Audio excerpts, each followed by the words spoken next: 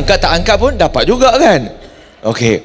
Tapi saya tahu sahabat-sahabat yang datang ke Reward Camp ini bukan semata-mata kerana duit, betul? Alhamdulillah. Baik.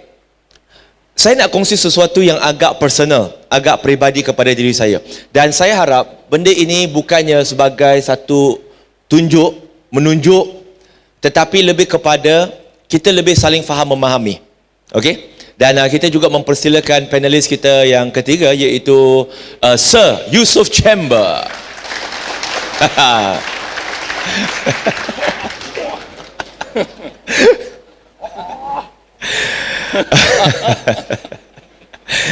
Okay, seafood. Okay, now I told them a lot of things, but we're going to mix it with Bahasa and also English, inshallah. Okay, good. If you allow me to add on some Chinese. Yes, you can. Ad hoc. Okay, baik. Begini, sebab kami bertiga akan bercakap benda-benda yang berbeza dan saya juga akan cakap benda yang berbeza. Dan fokus saya lebih kepada apa yang telah disebutkan oleh Prof. Dr. Ridwanti tentang bagaimana kita nak menjadi seorang mu'alaf yang cemerlang. Tetapi bila saya bercakap hari ini, saya bukan bercakap dalam konteks saya adalah seorang mu'alaf yang cemerlang. Itu pandangan orang, itu persepsi orang, terpulang. Tetapi diri kita, saya percaya dalam setiap daripada kita, kita ada satu keinginan, kita ada satu kemahuan, iaitu saya nak jadi seorang yang berguna. Macam selepas Brother Kamarudin sebut bahawa bila Sheikh Ahmad Didat memberitahu kepada dia selepas diberikan Muhammad in the Bible, maka diberitahu kepada dia bahawa after you read this book, you have to share with your family and your friends. If you cannot do it, you are useless. Maka selepas itu dia pergi ke Masjid Sheikh Ahmad Didat di situ di Afrika Selatan, dan dia dah buat apa yang Sheikh Ahmad Didat minta, suruh, dan dia kata, today I'm someone who are useful. Sama juga kita nak menjadi seorang manusia yang berguna. Tetapi isunya bagaimana? Apatah lagi kadang-kala kita ada satu stigma masyarakat, ataupun kadang-kala kita ada satu mental block. Yang pertama, sahabat-sahabat semua, saya nak kita semua pada hari ini, pada pagi ini, selepas dah 3 hari, kita kena remove mental block. Ini yang pertama. Tahu apa itu mental block? Saya bagi contoh yang mudah untuk kita faham, insya-Allah. Contoh sahabat ni. Kalau saya kata, awak kena hafal, saya nak awak hafal 114 surah dalam seminggu. Nama surah, nombor surah dengan maksud surah. Boleh tak? Kebiasaannya orang kata boleh ke tak boleh? Tak boleh. Kebiasaannya kita tak boleh. Now, fikir balik. Bila saya minta untuk buat dan hafal 114 nama surah dengan maksud surah dengan nombor surah sekali, kenapa jawapan yang pertama kita adalah tak boleh, sedangkan kita belum cuba, sedangkan kita belum usaha? Itu mental block sebenarnya. Maka the first thing ialah remove the mental block in you. Remove. Bukan kata, wow, kalau macam tu saya boleh terbangga, saya boleh jadi. No. Nothing is impossible in Islam selagi dibenarkan oleh Allah Subhanahu Wa Taala. So sebelum kita usaha, dan kalau kita tak dapat pun, the question is bukannya memang aku tak boleh. No. The question is, have I tried enough? Have I hard enough? Ada tak saya letak effort betul-betul? So ini yang pertama adalah mental block. Berapa ramai di kalangan kita sebelum kita memeluk Islam, kita akan fikir bahawa satu hari kita akan duduk dalam masjid pada hari ini untuk mendengar ceramah agama dan buat sesuatu. Dulu masa kita kafir pun, kita nak masuk temple pun tak pernah untuk dengar ceramah. Tapi apatah lagi sekarang kita dah memeluk Islam, kita buat macam ni. Maksudnya, there is a lot of things that happen unexpectedly. Jadi first thing untuk kita, remove mental block. Yang kedua, saya nak kongsi tentang step untuk kita belajar. Untuk kita belajar menjadi seorang Muslim yang cemerlang, yang juga berguna untuk masyarakat. Pertama, sahabat-sahabat semua adalah, iaitu kita mesti membaca. Saya tahu tak perlu ada keraguan di situ. Saya tahu, saya tak kenal semua, tapi insya-Allah mungkin di kalangan kita ada yang akan berfikir, Brother Firdaus, nak baca apa? Kalau saya buka buku, bukan saya baca buku, itu buku baca saya. Yang gelak tu faham lah kan? Dia tak buka buku, dia mata elok je. Dia boleh tengok sekeliling, dia boleh cakap macam-macam, no problem. Tapi sekaligus bila dia buka saja buku, dia mata itu sudah berat macam berapa tan? Macam berapa tan lah. Berat.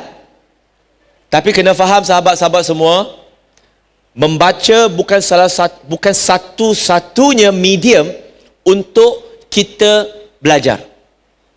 Bukan. Ada tak kita mendengar? Boleh tak kita mendengar? Ini tak bangun lagi ke? Dah last dah pun. Kami yang berceramah ni macam kita boleh mendengar tak? Boleh. Kita boleh menonton tak? Now, sahabat-sahabat semua, saya nak bagi idea. Ini saya nak kongsi something personal. Dari tahun 2005 sehingga 2011. Sebab tu saya kata, majoriti anda jauh lebih baik daripada saya sewaktu saya menjadi mu'alaf dulu. Ini bukan puji, ini bukan bodek tau. Ini reality. Dari tahun 2005 sehingga 2011, saya memeluk Islam 6 tahun pertama. Majoriti di sini bawah 5 tahun. Adalah yang lebih. Tapi selama 6 tahun pertama, kalau dijumpa dengan saya dan tanya, Brother Firdaus, rukun iman, rukun Islam ada berapa? Jawapan saya sama saja. Sama bukan kerana jawapan saya betul. Sama kerana jawapan saya adalah wallahu a'lam bisawab. Saya tak tahu rukun iman. Saya tak tahu rukun Islam. Tak hafal pun. Bila saya tengok ada orang Melayu, selepas disebut nama Nabi Muhammad, disebut sallallahu alaihi wasallam, saya dekat sebelah dia, saya tengah fikir, ini orang Melayu apa sallallahu alaihi wasallam tu? Tak faham. Siapa Nabi? Apa nama bapa dia pun saya tak tahu. Isteri Nabi pun saya tak tahu. Apatah lagi sahabat Nabi. Apa jua perjuangan Nabi, saya tak tahu. Tapi 2011, setelah saya dijemput oleh kawan saya pergi ke satu bukan perkampungan mu'alaf, tapi kami panggil sebagai reward gathering. Waktu itu dia jemput saya, dia kata ada satu ustaz ni, ustaz Cina, famous. Bila disebut nama ustaz tu, saya tak kenal. Yang saya kenal waktu itu Ridwan T je. Waktu itu saya kenal. Okey, Ridwan T je. Tapi last saya memang tak nak pergi sebab cari alasan tak nak pergi belajar. Last saya pergi sebab dia guna taktik paling kotor lah. Taktik yang dia gunakannya lah, untuk reward gathering tu ada makan-makan, ada potluck. Saya Cina pantang dia ajak makan. Lalu saya pergilah sebab nak makan. Ingat lepas makan balik tak mau dengar ceramah. Rupa-rupanya tipa tertipulah. Dia kata makan selepas dengar ceramah. Kenalah dengar. Tapi alhamdulillah, satu keputusan yang saya tak menyesal. Dan selepas saya mendengar ceramah, dan ustaz itu adalah Ustaz Hussein Yi, Syekh Hussein Yi. Dan dialah antara individu, dia individu awal yang memberikan dorongan dan pesanan kepada saya untuk berdakwah. Tetapi untuk berdakwah kita kena mencari ilmu. Dan saya bagi banyak alasan. Ustaz, saya rukun iman, rukun Islam pun tak tahu ustaz. Nak dakwah apa? Dia kata tak apa. Sampaikan je apa yang awak tahu. Tapi ustaz, saya tak pandai ustaz. Tapi ustaz, itu ramai lagi orang Melayu yang lahir Islam, yang belajar alif bata jauh lebih awal dari saya pun tak buat. Apa sah saya ini mu'alaf mau kena buat? Dia kata senang saja. Firdaus, Allah di akhirat nanti tak akan tanya kenapa orang lain tak buat. Allah akan tanya kamu kenapa kamu tak buat. Mereka akan ditanya dan mereka kena bagi jawapan. Kamu akan ditanya dan kamu kena bagi jawapan. Alamak. Lala saya kata, tapi ustaz, saya betul-betul tak ada ilmu lah. Tak cukup ilmu lah. Alasan macam kita guna kan. Dia kata, masa awak masuk Islam, awak ucap apa? Saya kata, saya ucap syahadah lah. 2 syahadah tu cukup lah. Apa bahasa cukup? Baru 2. Dia kata, sebab Nabi sebut, balighu ani walau ayah. Sampaikan walaupun 1 ayat. Dalam syahadah kamu, sudah ada 2. Jadi sampai 1 saja. Saya kata, ini bertuah punya orang tua. Tapi saya tak ada alasan. Tapi cara nak belajar selepas itu ialah, saya tahu kita mesti ada cara pembelajaran. Jadi, you see, kita tetap teruskan rutin kehidupan. Jangan berubah jadi Superman tau selepas reward camp ni. Jangan, oh sekarang ni saya nak berhenti kerja, saya nak berdakwah. No. Ada cara dia. Dan saya nak kongsi cara personal saya yang mungkin sahabat-sahabat semua boleh pakai. Iaitu, selepas saya berjumpa dengan Syekh Husaini, yang dulunya saya tak pernah pergi kelas, selepas itu, hampir setiap malam, selepas habis kerja, saya akan pergi kelas. Saya akan pergi kelas untuk belajar. Itu pertama. Yang kedua adalah, kalau semasa memandu pergi kerja, kadang-kala jam. Apa kata lagi kalau di KL ni, jam tu wajib lah. Dulu bila jam 1 jam pergi kerja, saya frust. Saya frust. Buka lagu lah. Balik pun jam 1 jam. Tapi saya tetapkan, saya tak kata tak mau pergi kerja. Tetap pergi kerja. Tapi jam 1 jam tu, apa saya buat? Dulu saya buka radio station, pasang CD untuk dengar lagu kan, hafal lagu. Sekarang pula saya pasang MP3 dengar ceramah agama. Saya harap kali ini betul-betul jam 1 jam supaya saya habis dengar ceramah 1 jam. Bila balik pun jam 1 jam, orang lain punya frust dekat sebelah saya. Saya enjoy. Sebab apa? Saya dengar ceramah agama. Pergi balik 2 jam dalam jam, saya sudah dengar 2 ceramah agama tanpa saya perlu hadir dalam kuliah agama. Itu tak tambah lagi yang saya tu. Selepas saya habis kuliah, bukan saya bagi kuliah, saya dengar kuliah, balik rumah, mandi, 11 lebih, solat semua, saya pastikan saya akan baca buku. Baca buku apa? Saya tak, dan tuan-tuan dan puan-puan, yang kita baru nak belajar ni, jangan terus pergi beli kitab Fathul Bari tau. Itu tebal-tebal. Kitab hadis, 1,000 muka surat punya. Tak boleh. You pandang dia pun sudah berat. Apatah lagi nak baca. It will come a stage that you will need that book. Tetapi for now, untuk kita yang baru nak belajar, jangan cari yang tebal ini macam. Cari yang tebal ini macam 80 muka surat, 120 muka surat. Cari yang ini dulu. Sebab bila you baca yang ini, you cari yang ini, you rasa, ini senang saja, mau habis. Dan kalau boleh, jangan cari buku-buku yang dia punya tulisan tu kecil. You tengok, you, apa ni? Lah, you boring. Kalau boleh, sebab tu perasan tak, kalau budak-budak punya buku, dia punya tulisan kecil ke tulisan besar? Yes. Cari tulisan yang besar. Sebab bila cari tulisan besar, sekarang ni kita nak develop, kita nak bina satu minat untuk cari ilmu. Dan hujung minggu, saya dah kahwin. Masa tu, sekarang pun masih kahwin lah. Hujung minggu, saya pergi seminar, pergi kursus. Bukan free tau, sekarang ni banyak yang free.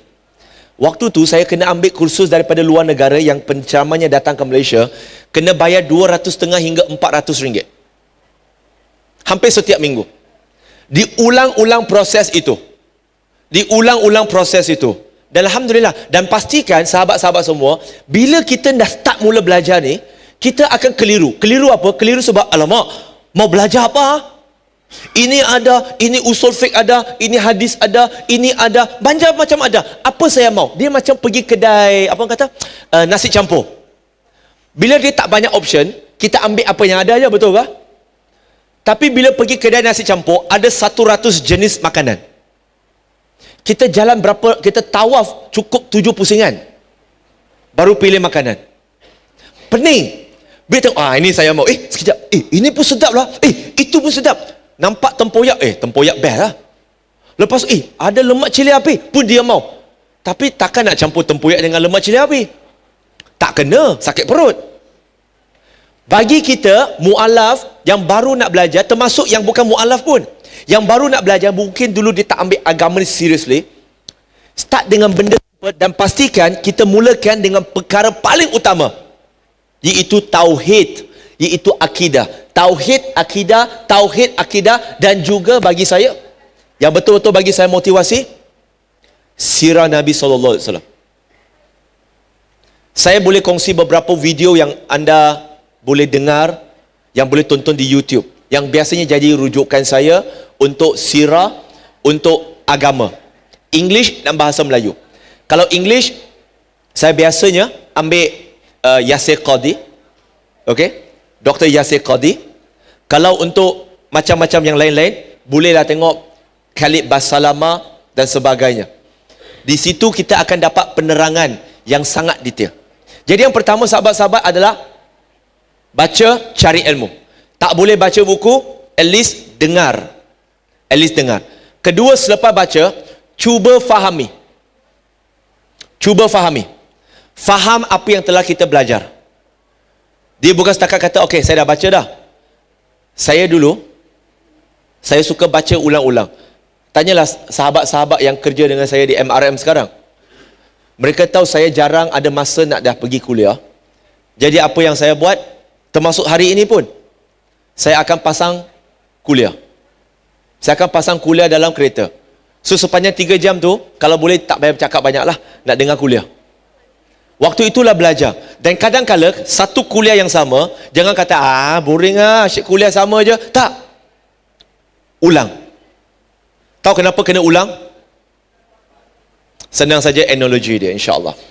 Analoginya begini sahabat-sahabat, iaitu bayangkan satu tempat tu lalang tu tinggi. 2 meter tinggi lalang. Tinggi tu. Now, bayangkan kalau nak pergi ke seberang, kita biasanya jalan jauh. Tapi lalang ini kita boleh melintas je. Tapi first time kita lalu dekat lalang tu, lalang tu akan naik balik tak?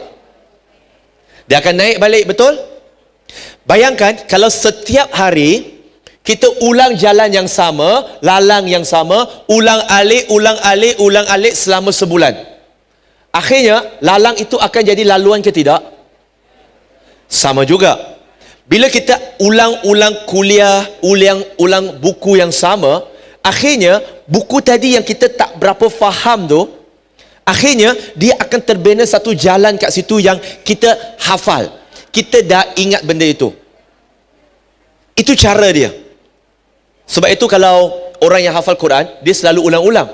Masa kami dekat India bersama Dr. Zakir Naik pun, kami diulang-ulang. Dia kata, Zakir Baik, I cannot memorize. Dia akan tanya, how many times have you tried? 10. That is a lot. Anything more than 2 is a lot. Dia kata, if 10 you cannot memorize, then do it 20. If you cannot memorize 20 times, memorize 30 times. If you cannot memorize 30 times, 40 times. Other people might need to memorize maybe 10 times and they can get it. But if you cannot, then you add on, you increase the intensity, and then you go and memorize even more. You put in more effort. If people take 10 times and you need to memorize, to repeat it for 100 times, then you do it. Don't give up, itu saja. Yang ketiga, sahabat-sahabat, tadi saya pertama, pertama saya dah sebut tentang mental block. Kedua, cari ilmu. Ketiga, faham ilmu. Keempat, amalkan. Apa yang kita belajar tu, termasuk apa yang kita belajar selama 3 hari 2 malam di Reward Camp ini, jangan setakat habis, saya ada ambil selfie, saya ada ambil gambar, inilah kenangan saya. Tak. Apa yang kita dah belajar sepanjang Reward Camp ini, amalkan yang terbaik. Amalkan yang terbaik. Prinsip Islam ni simple. Prinsip Islam ni ialah, jikalau kamu tak boleh buat semua, jangan tinggal semua. Hari ini kita terbalik. Kalau tak boleh buat semua, kita tinggal semua. Tak, prinsip Islam ni apa yang boleh buat? Terus terang, setiap daripada kita kemampuan sama ke berbeza? Berbeza. Tak boleh nak banding. Tapi kalau nampak kawan kita lebih laju, kita pun motivated. Aku pun nak laju macam dia, aku pun nak bagus macam dia. Tapi kerana Allah, bukan kerana nak nampak siapa hebat. Cuba amal. Dah belajar, dah tahu apa yang kita hari ini kita dah ajar, kita dah kongsi, cuba amal. Lastly, sahabat-sahabat, ialah selepas kita dah belajar, kita dah faham, kita amal, kongsikan apa yang kita dah tahu. Dan kalau kita fikir, tapi Brother Firdaus, saya tak hebat mana nak kongsi? Jawapan saya simple saja. Masih ingat tak masa untuk Bangkit Street dakwah saya sebut apa? Masih ingat ke tak? Tak ingat ni? Ingat ke tak? Tak ingat? Kan saya kata, kalau kita nak tunggu diri kita jadi baik, siapa akan perasan dirinya baik untuk pergi bercakap dengan orang? Dan cara kita nak jadi baik ialah dengan berdakwah. Sebab bila ingatkan orang untuk buat kebaikan, automatically kita mengingatkan diri kita. Ingatkan diri kita. Okay? Finally, itu dah last, dah 5 dah. Iaitu sahabat-sahabat semua, sahabat-sahabat yang dikasihi dan dirahmati oleh Allah Subhanahu Wa Taala.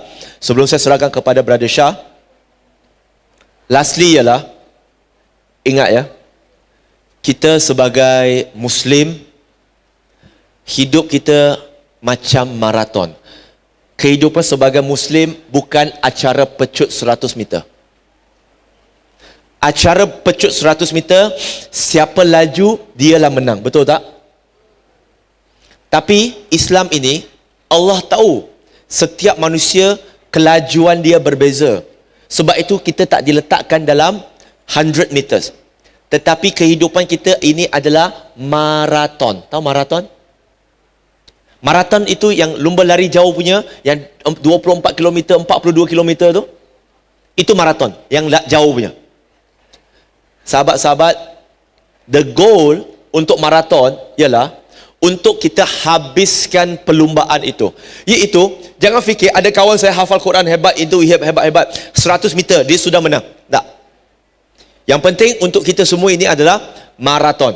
Iaitu strive. Sebab itu dalam surah Ali Imran, surah yang ketiga ayat 102, Allah sebut wala tamuntuna illa wa antum muslimun. Dan jangan kamu mati kecuali sebagai seorang muslim, dan jangan kamu mati kecuali dalam keadaan kamu menyerahkan diri kepada Allah Subhanahu Wa Taala. Yang penting tuan-tuan dan puan-puan, sahabat-sahabat semua, make sure you die in the state of Islam, insya-Allah. Maka saya dengan ini saya serahkan kepada Sir Yusof. Is it your turn? It's your turn. Maybe. Okay, no problem. So I will pass the mic to Sir Yusof Chamber. Yes.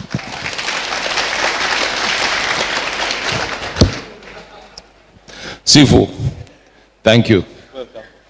Terima kasih. Sama-sama. Assalamualaikum warahmatullahi wabarakatuh. Bismillah. Alhamdulillah. Wassalatu wassalamu ala Rasulullah. We start by praising Allah, bestowing the blessings upon Rasulullah sallallahu alaihi wasallam. Subhanallah. So, I'd keep it quite brief, if that's possible, for a Muslim speaker. Because I don't think it is possible, yeah. We love the sound of our own voices, that's the problem. Me, definitely. Astaghfirullah. So if you want to feel, who has enjoyed the retreat? Who has loved this retreat? Who wants to continue the feeling of the retreat? Put your hands up. Put your feet up. No, don't put your feet up, no. Don't put your feet up and go to sleep. Because that's not what the issue is. You came to the retreat so you can get some energy, so you can get some ilm, and you get motivation from Sifu and my brother, beautiful brother Shakari, and all of the other speakers, and Zamri, and Lamri, and Hamri, and there's so many names, I can't remember them. And it's been so amazing to see the gathering. The gathering is just unlike any I have ever attended in 30 years. Takbir! Yeah. Really amazing. You know, and your faces are radiant, smiling. You've been polite, you've been beautiful. If you continue doing what you're doing in this retreat, outside, Malaysia will be 100% Muslim in the next year.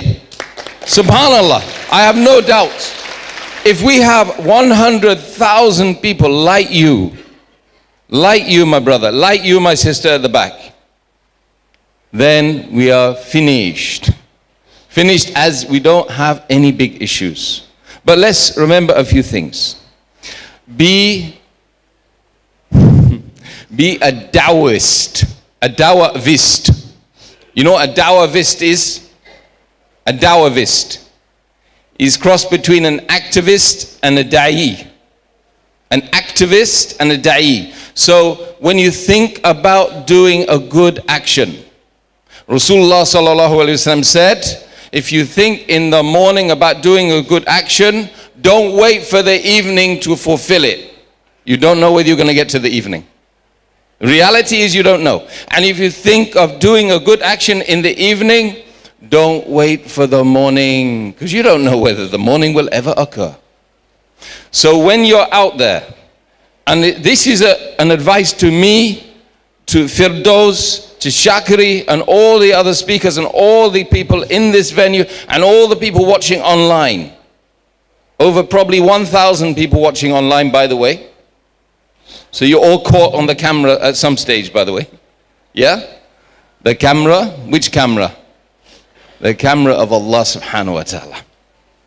So when you're in front of that person, don't wait for the night to go and call them to the deen of Islam. If you're on the plane, let the plane take the strain and call them. Just give them a seed. Give them some wisdom from your deen. Pass it on. Plant the seeds. Plant the seeds. Later on you will see the flowers will grow. You'll see plants will be spreading up around you in this world. And in the hereafter, Allah knows how much He's going to put in store for you. A palace in paradise. Maybe, brothers and sisters, Rasulullah sallallahu alaihi wasallam said in an authentic hadith, he said that I have prepared for my, and this is coming from Allah subhanahu wa ta'ala, okay? This is direct from Allah subhanahu wa ta'ala. I have prepared for my believing servants what no eye has ever seen. What no human eye has ever seen. No ear has ever heard of, and no mind has ever contemplated of. This is what we are striving for. We're not striving for tetari and samosa or, nasi goreng here. We're striving for something which is forever, which you can't even imagine. So don't let the dunya be a deception for you. So be an activist is the first thing. Clean up, meaning clean up your areas. Clean up your areas. How are you going to clean up your areas? If you're in the street, how do you clean it up? Moving things from the street. Beautifying your street. Put some plants outside your houses, in your cars. Make it smell good. Make it look good. And then people will be attracted to you. Increase the barakah in the streets. Talk to your neighbors and say, let's do this. Make Malaysia blossom and bloom with the deen of Allah. Okay? Really important. Something simple that we can all do. It does not require you to even go outside your comfort zone. Because when we go outside our comfort zone, like I know this guy, so I can be a little bit familiar with him.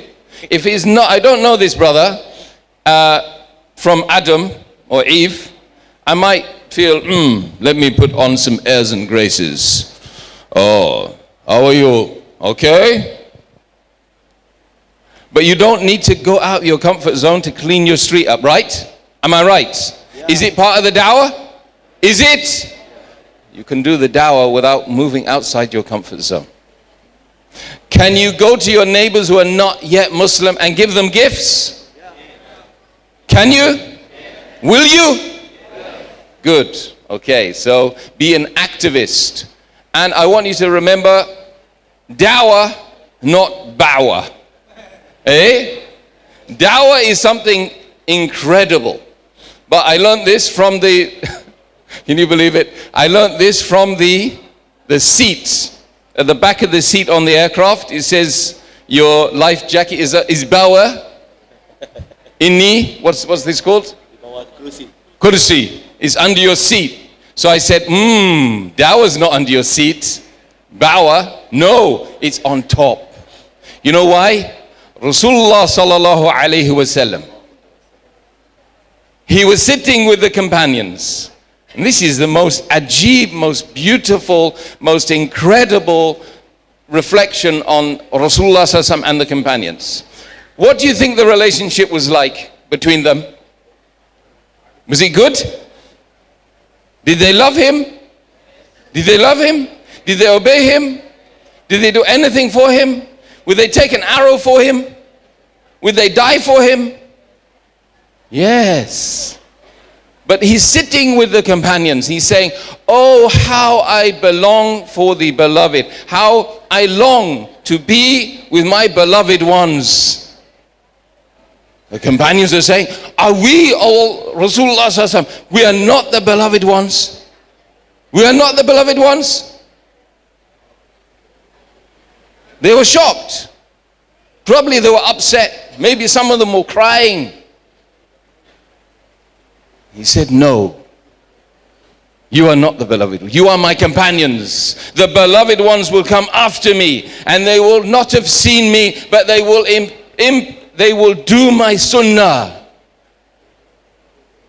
They will bring my sunnah despite they haven't seen me. And they will have 50 of one of you. Subhanallah. 50 of one of the greatest people that stood by Rasulullah sallallahu alaihi wasallam. The greatest of mankind. Do you see what I'm talking about? If you do the da'wah, not the bawah, you will get the reward, unimaginable reward. You see? So who's going to apply to that? Who wants the reward of 50 of the companions?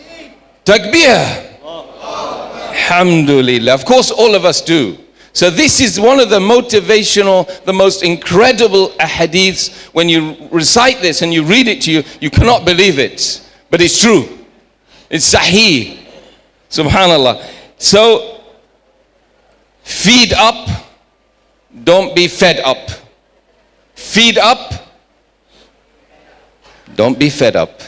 Don't get fed up. It's boring. Life sometimes is boring. You know, human beings need to fill their lives. You know, when I was not Muslim, I remember that when I was feeling the moments of pain in this dunya, I had to turn the music on. Ba ba ba da da da da da da da. Fill my head with music. Fill my soul with music, because there was emptiness. How can you fill your soul? How can you fill your soul, Sheikh? Dhikr Allah. Dhikr. Remembrance. Keep your tongue always wagging as much as you can, remembering the great one that put you here, the one you will return to. Dhikr. Yeah? Allahu Akbar. Subhanallah. Alhamdulillah. Allahu Akbar. Subhanallah. Allahu Akbar. Say these simple words that have great weight. Or the kuls. Qul hu Allahu ahad. Especially. Qul a'udhu bi rabbin nas. Qul a'udhu bi rabbil falak. Yes? Say these in the morning. Ayatul Kursi. Say them in the morning before you go out and clean the streets. Remember why you're doing the work. You're not doing the work so that the neighbors will say, what a beautiful neighbor this person is. I love this person. No, you're doing it so you get the reward from Allah subhanahu wa ta'ala. Okay? So feed the people as well. Feed them. Feed the miskin. And when Rasulullah sallallahu alaihi wasallam, he went to Medina. He went in Medina. The first thing he did was said, spread the salams, feed the miskin, invite your neighbors, spread love. You see what he's saying? He's saying spread love in this humanity that is badly in need of humanity. It's badly in need of love. It's badly in need of being hugged. It's lost so much. All of us have lost so much. You know what you guys have done? You restored my faith in humanity this weekend. Wallah, Aqsim billahi. I tell you, you made me feel like I am a Muslim again. Yeah? And I want you to do the same to all the people out in Malaysia. In Sabah, in Sarawak, in Penang, in Georgetown, Port Dickson, wherever it is, wherever you go, I want you to bring that love. And sisters, a special word of advice to you. Like I mentioned in one of my earlier forums, in the forum a few days ago, you have the key. You have the key. Believe it or not, you have the key to making a lot of people is Muslim. Because when they see your hijab, they can differentiate you. They know if you have the hijab on, it's a message to them. We're finding hundreds of thousands of people are entering the deen of Islam because of the hijab. And the kuffar, the enemies of Allah, the ones that are not all non-Muslims are bad. Some of them are very good. Some of them are amazing. In Malaysia, you'll find some amazing Hindus, some amazing Buddhists, some amazing Christians. Am I right? They're not all bad. They're good people out there. When they see your hijab, it reminds them of their fitrah. You are the key to the dawah. I wish some of the brothers could put hijabs on as well. Grow your lahiyah. Some of you can't, I know. Alhamdulillah. You can't because only 1, 2 or 3. Oh, mashallah. See? A few hairs come out. You see? But wear your hijab. Your raiment of righteousness is the hijab.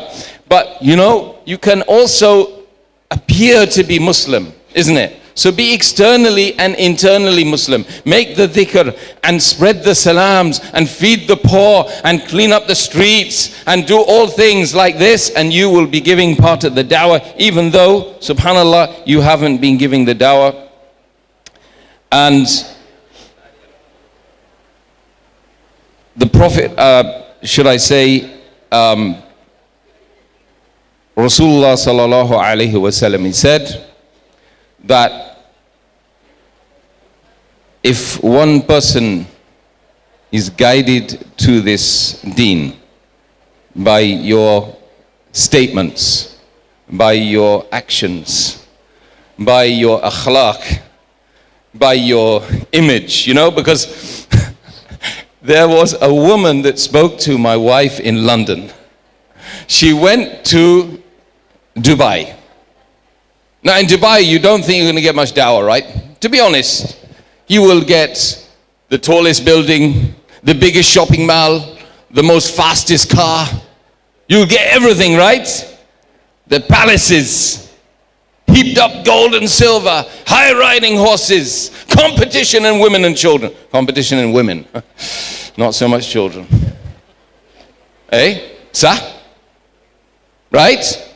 She came back as a Muslimah. And we asked her, my wife, why? Is this quite normal? She said, because I saw the brothers with their akhlaq. When, first of all, they are wearing beautiful white gowns. Like I've never seen such clean clothes in my life. Such beautiful smells in my life. And then when I go in the shopping mall, they open the door for me. Subhanallah. So a lot of people, they criticize the Arab brothers. Please. There are some things they are amazing for. And these are the things. They're akhlaq. When you come into the room, they don't know you, they stand up. Like out of respect. I think you have that in your culture here as well in Malaysia. Continue to do this. Wear your beautiful clothes. Smell good. Look good. And open the doors for people and smile. It's a charity. You see? And then Rasulullah sallallahu alaihi wasallam has said, you will be accorded the red camels. And the red camels were the greatest, most prized possession of the Arabs then, and by the way, in Dubai still. Maybe you didn't know? They are spending millions on camels to race. Did you know that? The riding beasts are still accorded that, camels. So brothers and sisters, no doubt you want to have that on your mizan. I'm going to end now and pass back to Brother Shakari. who basically was the person who invited. He was the one who put my name forward to come here. May Allah subhanahu wa ta'ala allow him to have this on his mizan. Anything good which I do, nothing bad I do. Ameen. May Allah subhanahu wa ta'ala give this beautiful gathering razqan tayyiban wa amalan mutaqabbalan, heaped up gold and silver. Beautiful, beautiful, beautiful, incredible things in this dunya and the akhirah. Ameen. Wassalamu alaikum wa rahmatullahi wa barakatuh.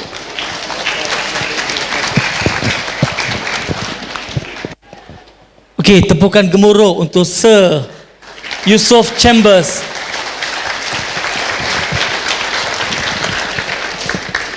I will just stand. Okay. Assalamualaikum. Saya rasa semua dah hafalkan salam saya sekarang. Betul? Okey. Apa dia?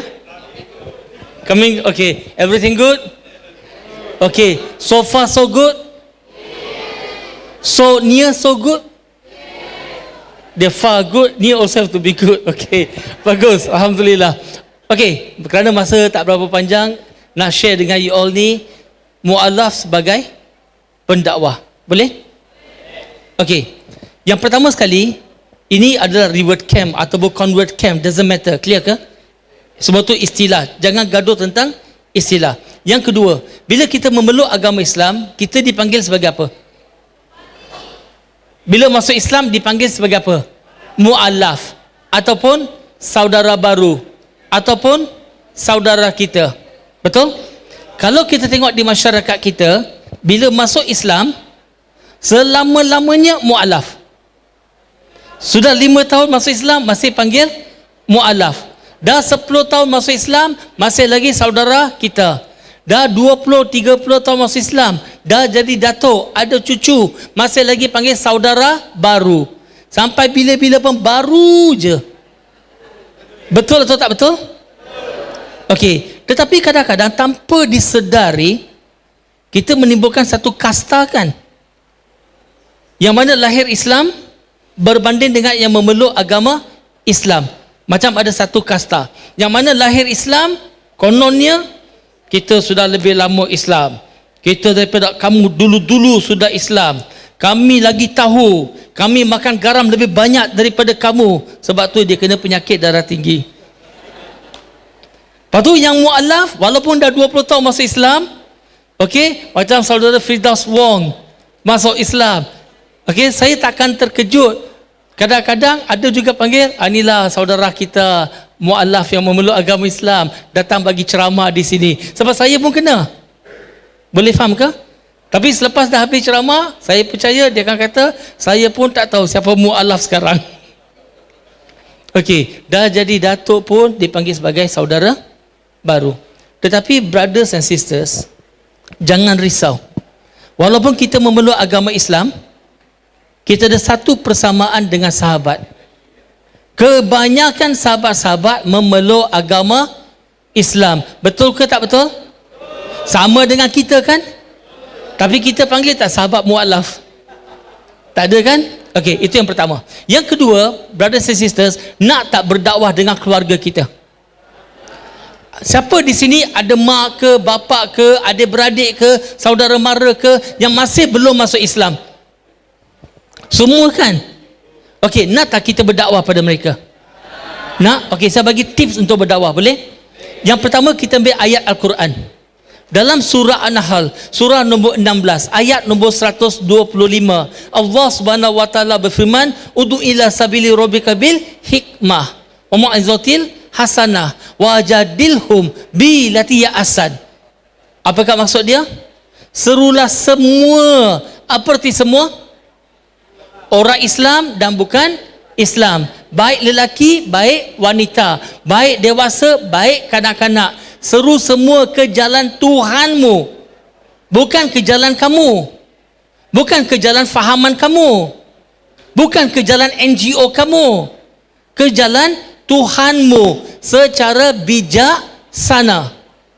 Problem kita, kadang-kadang kita bijak sini tetapi tak bijak sana. Boleh faham ke? Dalam kita nak berdakwah, kita memerlukan kebijaksanaan, bukan hanya sekadar kebijaksiniin.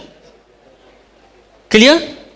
Kemudian beri peringatan dengan cara yang baik, dengan cara yang lembut, bukan kasar. Sis dekat belakang sana, yang dekat belakang tu ada selai rambut keluar, betulkan balik, masuk neraka nanti. Tak, relax. Takkan dari sini boleh nampak sehelai rambut, betul tak? Tetapi sound familiar tak benda ni? Sound familiar? Ni tu, kenapa ada tattoo dekat sini? Ni mandi hadas sambil wuduk, tak sah nanti. Sound familiar tak benda tu? Sound familiar? Kadang-kadang kita kasar dengan orang kan? Bila kita kasar dengan orang, apa akan berlaku? Dia akan rasa insaf lalu bertaubat. Iya ke? Tak, dia akan lari. Dalam kita nak berdakwah, jangan kita kasar dengan orang. Tegas perlu. Ada waktu kita perlu tegas. Tapi tegas tak sama dengan kasar. Betul tak? Dan bila kita berdakwah dengan keluarga kita, dia terima tak? Biasa tak terima punya. Biasa dia akan lawan balikkan. Dia akan debat dengan kita, betul? Kalau dia debat dengan kita, maka kita berhujah, berbahas dengan dalil yang paling cantik dan yang paling baik. Boleh faham ke? Clear? So bila jumpa dengan keluarga, jangan kasar dengan mereka. Okey? Kalau ada benda yang baik, kita cakap. Kalau tak ada benda yang baik, apa kita buat? Diam. Bila kita memeluk agama Islam dan bila keluarga dapat tahu, biasanya apa reaksi mereka? Marah. Kita balik rumah, mak bapak kita contohnya, dia akan marah kita, dia akan maki kita. Bila mereka marah atau maki, apa kita buat? Lawan balik ke?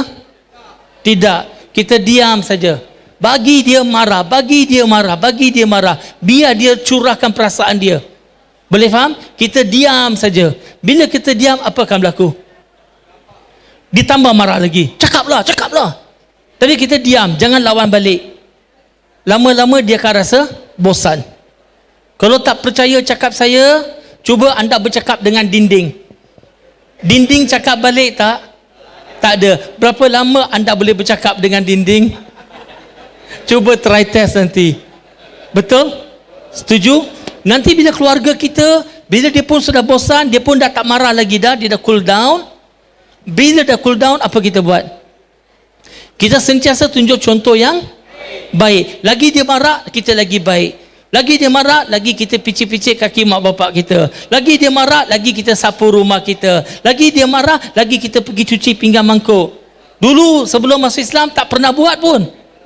Sekarang kita tunjuk perubahan diri. Kemudian kita tengok ada waktu yang bagus, yang baik, kita jumpa mak bapak kita, kita peluk dia, kita kata sayang mak. Kalau saya ada buat salah atau silap apa-apa, saya minta maaf. Apa dia akan rasa?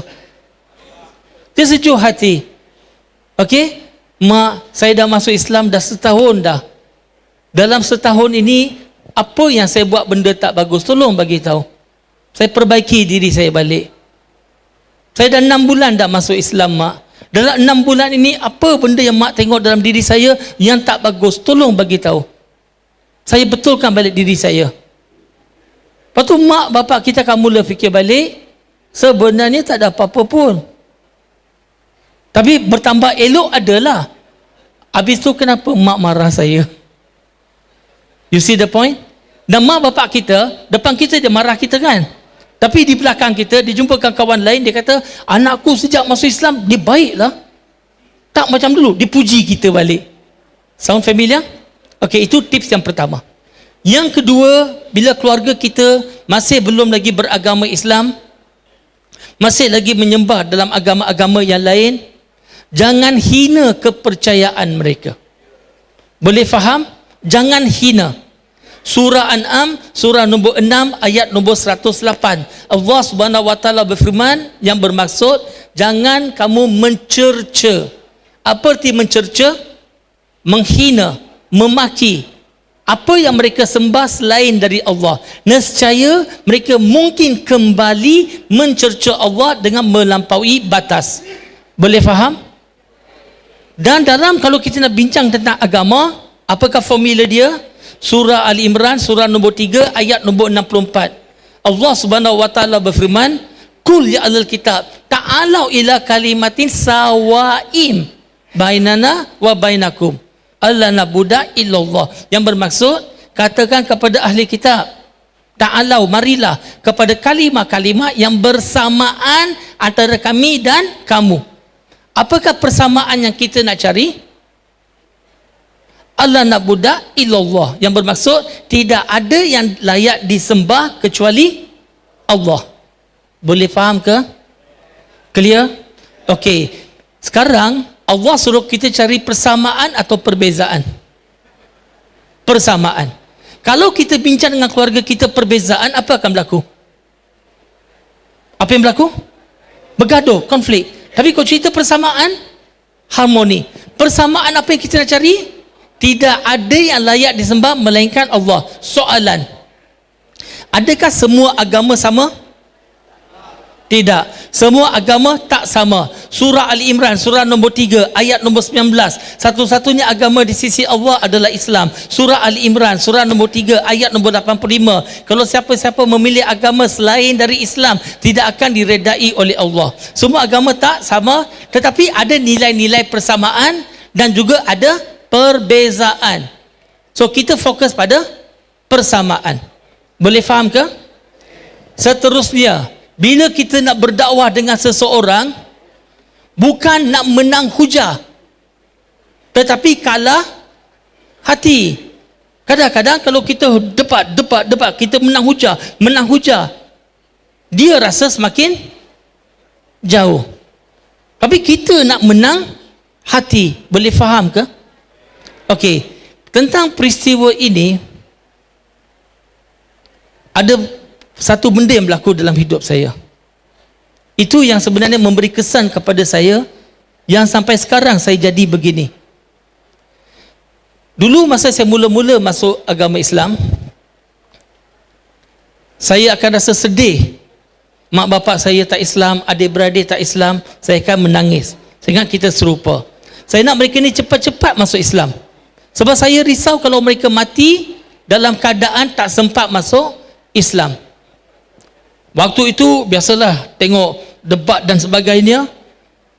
Saya pun panggil ustaz saya, "Ustaz, dakwalah dengan mak bapak saya." So ustaz pun datang. Saya bagi tahu mak bapak saya, ustaz nak datang rumah nak makan malam. Dia nak makan capati.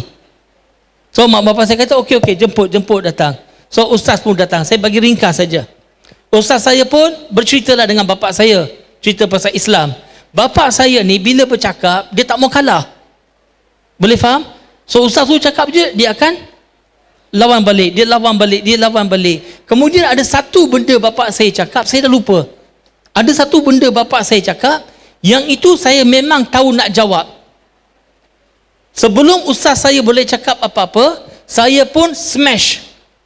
Biasa main badminton, kalau orang bagi bola tanggung depan net pula tu, kita pun smash, betul tak? Saya pun smash, bapak saya telah kalah terus. Saya pun tengok, yes, saya sudah menang. Tapi pada saat yang sama, waktu yang sama, saya nampak mata bapak saya mula jadi merah bernyala. Dia baru nak meletup. Dan saya tahu dah bapak saya memang akan meletup. Dan ustaz saya pun nampak benda tu. Tengok kebijaksanaan ustaz. Dia nampak benda tu, ustaz saya cepat-cepat cakap apa tahu? "Uncle, rasa lapar lah, boleh kita makan dulu?" So bapak saya pun tak jadi marah. Okey, kita makan dulu. So lepas dah makan, semua dah selesai, ustaz pun balik. Bapak saya jumpa saya, dia cakap apa tahu? "Don't ever talk about Islam in this house. I don't want you to talk about Islam. Never talk about Islam. You understand that? Don't ever talk about Islam." Bapak saya marah.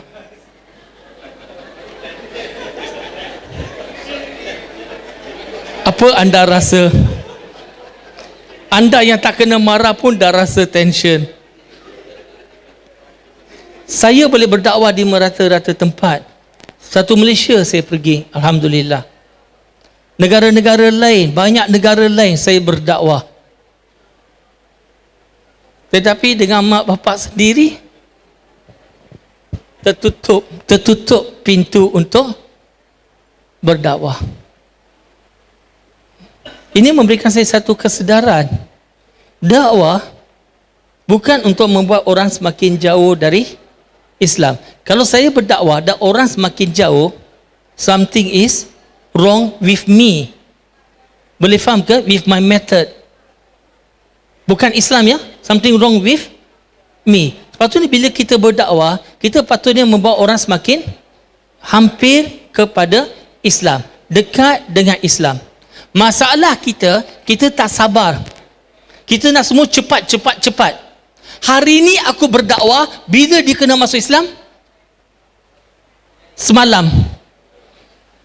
Hari ini berdakwah pasal Islam, dia kena masuk Islam semalam. Semua kita nak cepat. Tetapi kita lupa tuan-tuan dan puan-puan, banyak nabi-nabi dulu, ada antara mereka berdakwah beratus-ratus tahun. Betul tak? Ada yang ada ramai pengikut, ada yang kurang pengikut. Setuju? Agree everyone? Okey. Kemudian saya nak ambil satu lagi contoh dalam dakwah ni. Satu lagi. Kita ambil, sebenarnya ada banyak tau. Saya kena pilih aja. Surah Toha. Surah nombor 20. Ayat nombor 43 dan 44. Allah Subhanahu Wa Taala memerintahkan Nabi Musa dengan Nabi Harun untuk berdakwah dengan Fir'aun. Boleh faham? Okey. Sekarang ni, boleh tak kalau kita kata Fir'aun adalah antara manusia yang paling jahat? Antara sejahat-jahat manusia, Fir'aun. Setuju? Nabi Musa dengan Nabi Harun adalah antara manusia yang terbaik sekali. Betul? Sekarang ni bagaimana Allah perintah mereka untuk berdakwah? Allah kata apa? Pergilah kamu berdua untuk menyampaikan dakwah peringatan kepada Fir'aun. Sesungguhnya dia telah melampaui batas. Dia buat banyak benda jahat. Okey? Dan berdakwahlah pada mereka dengan cara yang lembut. Dengan cara yang lembut. Mudah-mudahan dia mahu mendengar dan takut kepada Allah. Clear ke? Sekarang ni Allah suruh sebaik-baik manusia dakwah kepada sejahat-jahat manusia dengan cara yang lembut, dengan cara yang baik. Kenapa kita kasar dengan orang? Adakah orang yang kita nak dakwah lebih jahat daripada Fir'aun? Adakah kita lebih baik daripada Nabi Musa, Nabi Harun? Mak bapak kita, jangan kasar dengan mereka. Boleh faham tak? Adik-beradik kita, jangan kasar dengan mereka. Jangan putus hubungan dengan mereka. Walaupun kalau kita balik rumah, kalau mereka marah dengan kita pun, dia halau kita pun, tak apa. Cari masa, balik lagi sekali. Kena halau, tak apa. Ada masa, cari balik lagi. Kena halau, tak apa. Kalau masa Deepawali ke, masa Christmas ke, masa tahun baru Cina ke, kita balik rumah mak bapak kita. Especially dah dapat anak, dia dapat cucu kan. Bawa anak cucu tu. Akhirnya, insya-Allah hati mereka akan lembut. Setuju tak? Betul? Dan kita baik dengan mereka. Boleh tak kita makan bersama-sama dengan keluarga kita yang bukan Islam? Boleh. Yang penting halal. Setuju? Betul? Okey, saya bagi contoh sikit je. Kita ambil hukum fiqh ya, hukum fiqh. Dalam keadaan biasa, bukan darurat, keadaan biasa, ada banyak makanan, okey? Babi boleh makan ke tak boleh? Boleh ke tak boleh? Boleh, dalam Islam boleh. Yes. Dalam Islam babi boleh makan. Babi ada mulut. Babi boleh makan. Kita yang tak boleh makan babi. Betul tak? Betul? Takkan babi nak puasa je? 1-0. Betul? Okey, bila kita sudah masuk Islam, boleh tak cakap Cina? Boleh cakap bahasa Cina, tak ada masalah. Sebab ada satu keluarga Cina masuk Islam, lepas tu dia datang jumpa saya, dia kata, Brother Shah, sudah masuk Islam tak boleh cakap Cina ke? Saya kata boleh. Kenapa? Dia kata dia pergi pasar jumpa orang Cina, Cina sama Cina pergi pasar, dia cakap Cina boleh dapat murah sikit. Okey, ini dia cakap tau. Dia cakap Cina, ada orang Melayu lalu dia kata, "Hey, lu sudah masuk Melayu, mana boleh cakap Cina?" Dia kena marah. Lepas tu dia kata dia jawab balik. Saya tanya, apa you jawab? Dia pun jawab balik dekat itu orang Melayu. Dia kata itu Nabi Muhammad dulu pun bukan pandai cakap Melayu mah. Pandai pula dia jawab. Betul? Bila kita dah masuk Islam, boleh tak kita makan makanan India? Boleh. Yang penting halal. Betul? Boleh tak kita makan makanan Cina? Boleh. Yang penting makanan halal. Bila dah masuk Islam, boleh tak makan chopstick? Boleh ke tak boleh? Tak boleh. Nanti tercekik. Jangan makan chopstick, tapi boleh guna chopstick. Faham? Clear? Jangan bawa ajaran sesat makan chopstick. Okey? Clear? Okey, Islam ni senang ke susah? Senang aja. Senang aja. Dalam surah Al-Hajj, surah 22 ayat nombor 78, Allah Subhanahu wa taala berfirman, "Wa man ja'ala 'alaikum fid dini min haraj." Yang bermaksud, dan tidaklah dijadikan sesuatu yang membebankan bagi kamu dalam urusan agama. Dalam urusan agama tak ada satu apa pun yang membebankan kita. Setuju? Apa pun ujian, ikut kemampuan kita masing-masing. Surah Baqarah surah nombor 2 ayat 286, Allah Subhanahu wa taala tidak akan menguji seseorang itu lebih daripada kemampuan dia. Dan apa kata Nabi? Sahih Bukhari jilid nombor 1 bab 11 hadis nombor 69. Kalau Nabi sallallahu alaihi wasallam, yasiru wala tu'asiru, basyiru wala tu'nafiru. Permudahkan, jangan disusah-susahkan, gembirakan, jangan ditakut-takutkan. Tapi hari ini terbalik tau. Kita selalu menyusahkan. Kita selalu menakutkan. Masuk Islam kena potong. Mula-mula cakap je terus kena potong. Lepas tu tunjuk pun salah. Bukan potong macam ni, potong habis. Ingat lagi, masuk Islam kena sembahyang, masuk Islam kena puasa. Jadi orang pun jadi takut. Fokus pada tauhid, akidah dulu. Yang hukum fiqh tu slowly, perlahan-perlahan. Are we good everyone? Boleh? Anda semua boleh berdakwah? Apa kata Nabi untuk berdakwah?